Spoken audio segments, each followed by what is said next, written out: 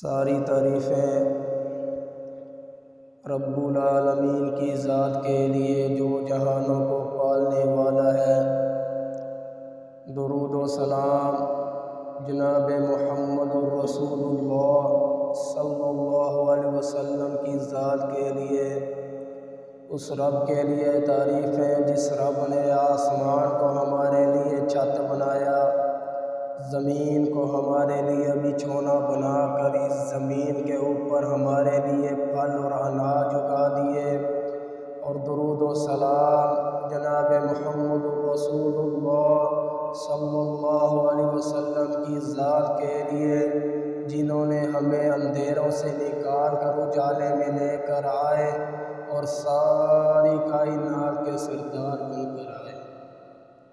آج کا میرا موضوع سورۃ عصر کے بارے میں ہے، جو میں بیان کروں گا اللہ کی توفیق سے۔ سورۃ عصر قرآن مجید کی سب سے چھوٹی سورت ہے، لیکن سورۃ کوثر سے بڑی ہے، اور باقی سورتوں سے یہ سورت چھوٹی ہے۔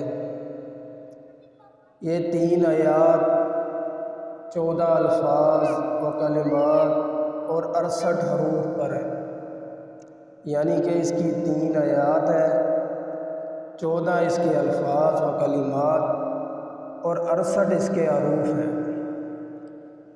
نبی علیہ السلام نے فرمایا، جو قرآن مجید کا ایک حرف پڑھتا ہے، الف لام میم، الف کی 10 نیکیاں علیحدہ، لام کی 10 نیکیاں علیحدہ، میم کی 10 نیکیاں علیحدہ۔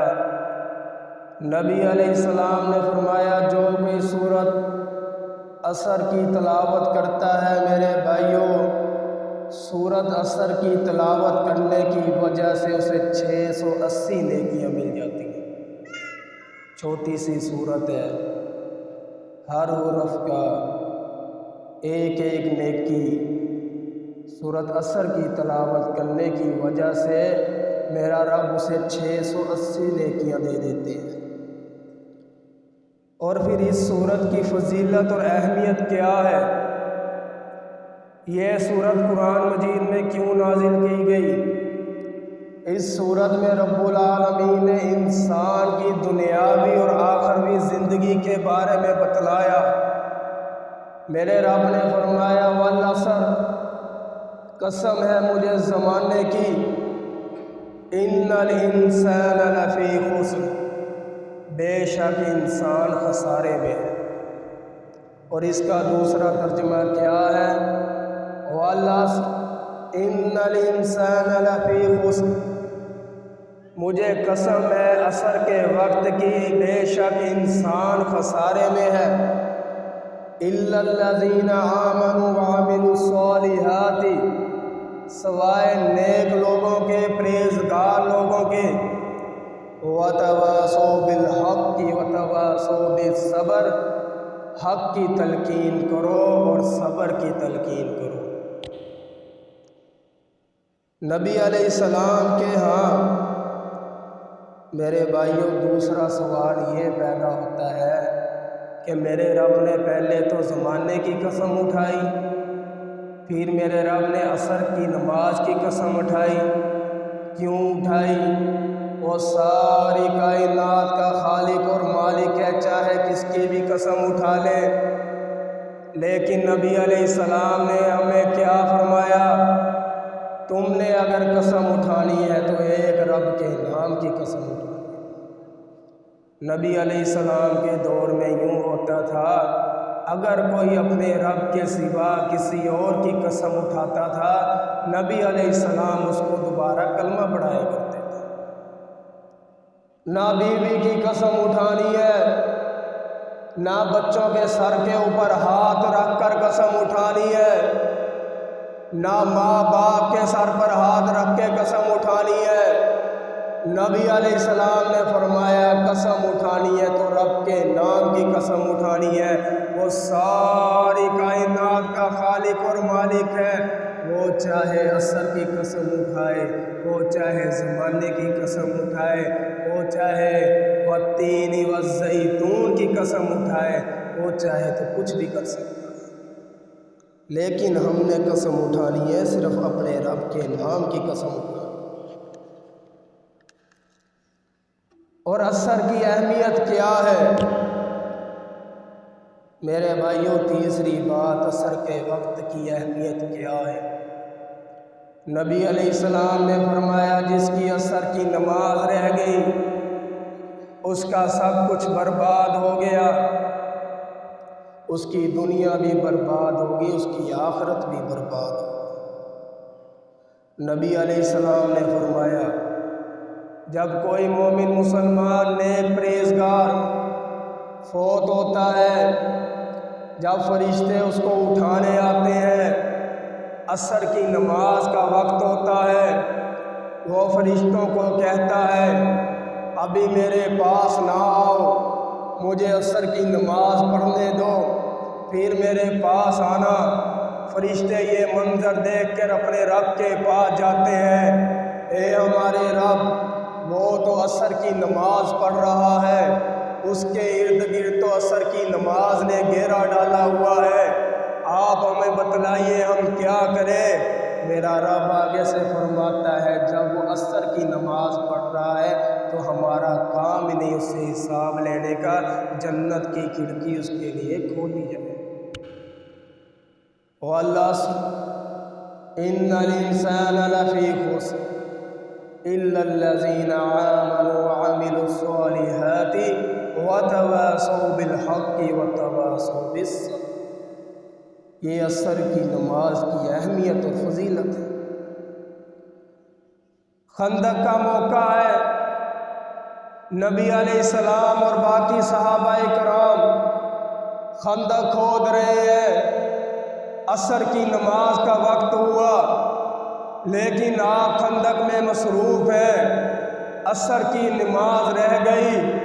نبی علیہ السلام نے ان کے بارے میں بددعا کی، او مشرکو کافرو، تمہاری وجہ سے میری عصر کی نماز ہماری رہ گئی ہے، تمہارے پیٹ میں اللہ آگ کو بھر دے اور تمہارے گھروں کو اللہ آگ سے بھر دے۔ ہم نے آج سوچا ہی نہیں کہ فجر کی نماز پڑھ لیں، ظہر کی نماز پڑھ لیں یا عصر کی نماز پڑھ لیں، ہمیں کسی نماز کی کوئی پرواہ نہیں ہے۔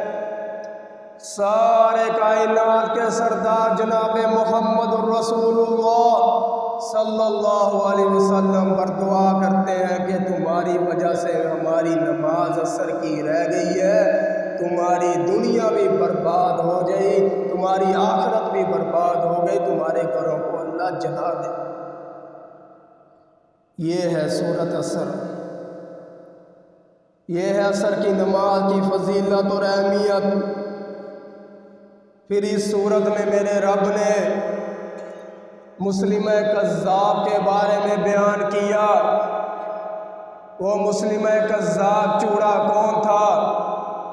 وہ بنو حنیفہ کا ایک سردار تھا، اتنا وہ چوڑا تھا، نبی علیہ السلام کی موجودگی میں ہی اپنے آپ کو نبی کہنے والا تھا۔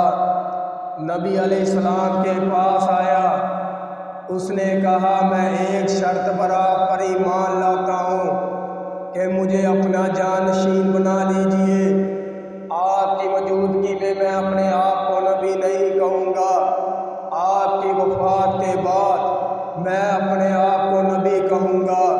نبی علیہ السلام نے فرمایا اس کا مجھے رب العالمین کی طرف سے حکم نہیں ہے، اگر اس شرط کی وجہ سے اگر تو مجھ سے کھجور کی ٹہنی بھی مانگے گا تو وہ بھی میں تجھے نہیں دوں گا۔ یہ مسلمہ کذاب اپنے آپ کو نبی کہنے والا یہ کیا بکواس کرتا ہے؟ یہ کہتا ہے کہ نبی علیہ السلام تو کہاں کا نبی ہے، نعوذ باللہ، تیری تو آگے کوئی اولاد اور نشوونما ہی نہیں ہے۔ اب سارے کائنات کے سردار پریشان، میرا رب تو اپنے محبوب کو پریشان دیکھنا نہیں چاہتا، نہ اپنے محبوب کو پریشان دیکھ سکتا ہے۔ میرے رب نے یہ سورت نازل کی وَتَوَاصَوْا بِالْحَقِّ की वतवासौ बिस्सब्र, ओ मेरे महबूब आप सब्र कीजिए। आपकी अगर कोई आगे कोई बेटा औलाद नहीं है, लेकिन ये जो सहाबाए कराम है, आपकी उम्मत है, ये आपकी रूहानी औलाद है। कितनी बड़ी रूहानी औलाद है, कितनी बड़ी नबी अलैहिस्सलाम की उम्मत है। मेरे रब ने नबी अलैहिस्सलाम को सब्र करने का हुक्म दिया। आपकी ये रूहानी औलादें हैं, लेकिन इस चूड़े की आगे नशोनुमा कोई नहीं है, ये चूड़ा बर्बाद होगा। मेरे रब ने उस चूड़े को इस तरह बर्बाद कर दिया कि इबरतनाक का निशान बना दिया। एक और चूड़ा था, उसने भी अपने आप को नबी कहा, तो फिर उसका इबरत का निशान क्या बनाया मेरे रब ने? उसके ही पखाने के अंदर उसके ही मुंह को डुबो दिया और वहीं उसकी जान को निकाल दिया। वॉशरूम गया, पैखाना निकल गया, पैखाना निकला, खुद गिरा, मेरे रब ने वो पैखाने पर उसका मुंह दे मारा, जिस मुंह से वो अपने आप को नबी कहता था। जनाबे मोहम्मद रसूलुल्लाह सल्लल्लाहु अलैहि वसल्लम के बाद कोई नबी नहीं है। नबी अलैहिस्सलाम ने अपनी ज़िंदगी में फरमा दिया था, मेरे बाद कोई नबी नहीं है। अगर मेरे बाद कोई नबी होता तो हज़रत उमर रज़ी अल्लाह ताला होता। ये नबी अलैहिस्सलाम ने अपनी ज़िंदगी में फरमाया। और हमारा ईमान है कि नबी अलैहिस्सलाम के बाद कोई नबी नहीं है। असर का मायने क्या है? असर का मायने है नचोड़ना। इसलिए किसी चीज़ के शीरे को असारा कहा जाता है। असर का मायने है नचोड़ना। किसी चीज़ के शीरे को, वो आप किसी भी चीज़ के शीरे को ले ले, उसे असारा कहा जाता है। और इंसान की पैदाइश से लेकर क़यामत तक की उसकी जितनी भी ज़िंदगी है उसे असर कहा जाता है। और मेरे रब ने इस सूरत में क्या फरमाया? वलअस्र इन्नल इंसाना लफ़ी खुस्र इल्लल्लज़ीना आमनू वअमिलुस्सॉलिहाति वतवासौ बिलहक़्क़ि वतवासौ बिस्सब्र। मेरे रब ने इस सूरत में 4 बातें बयान की हैं। मेरे रब ने जो पहली बात बयान की, मेरे रब ने फरमाया अल्लाह पर, उसके रसूल पर ईमान रखना। सहाबाए कराम का नबी अलैहिस्सलाम पर कितना ईमान था। नबी अलैहिस्सलाम सहाबाए कराम के दरमियान तशरीफ़ फरमा है। आपने फरमाया, ओ मेरे साथियों, कल क़यामत का दिन होगा, बैल आएगा, अपने रब से शिकायत करेगा, ये मेरा मालिक था, ये मुझे चारा कम डालता था, लेकिन मुझसे काम ज़्यादा लेता था। इस पर हज़रत अबू बकर सिद्दीक़ रज़ी अल्लाह ताला अन्हु का भी ईमान, इस पर उमर रज़ी अल्लाह ताला अन्हु का भी ईमान। हालांकि वो इस मजलिस के अंदर शामिल नहीं थे, लेकिन उनका नबी अलैहिस्सलाम के ऊपर ईमान था। ये था सहाबाए कराम का ईमान। कैसा ईमान था सहाबाए कराम का? नबी अलैहिस्सलाम ने एक जानवर खरीदा, आपने उसके घर में जाकर पैसे दे दिए।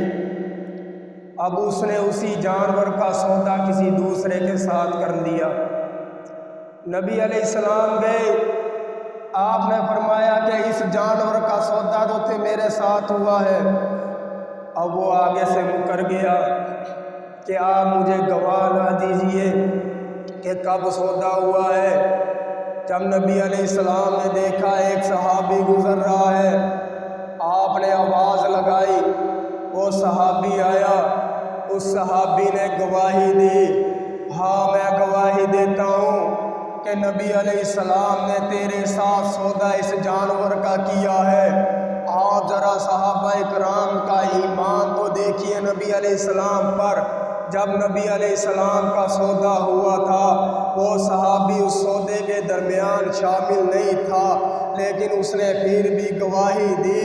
ہاں میں گواہی دیتا ہوں کہ نبی علیہ السلام نے تیرے ساتھ ہی جانور کا سودا کیا ہے۔ نبی علیہ السلام نے فرمایا او میرے ساتھیوں، جب تم کسی چیز کا سودا کرو تو 2 گواہ بنا لیا۔ یہ تھا صحابہ اکرام کا ایمان نبی علیہ السلام پر۔ میرے رب نے پہلی چیز اس سورت کے اندر یہی بتلائی، اللہ پر اور اس کے رسول پر ایمان رکھنا۔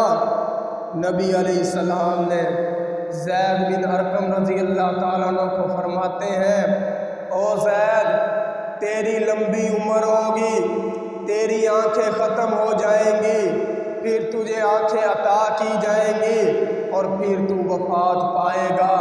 زید بن ارقم کہتے ہیں اس بات پر نبی علیہ السلام پر میرا ایمان ہے۔ اس صورت میں رب العالمین نے سب سے پہلے یہ بات فرمائی اللہ پر اور اس کے رسول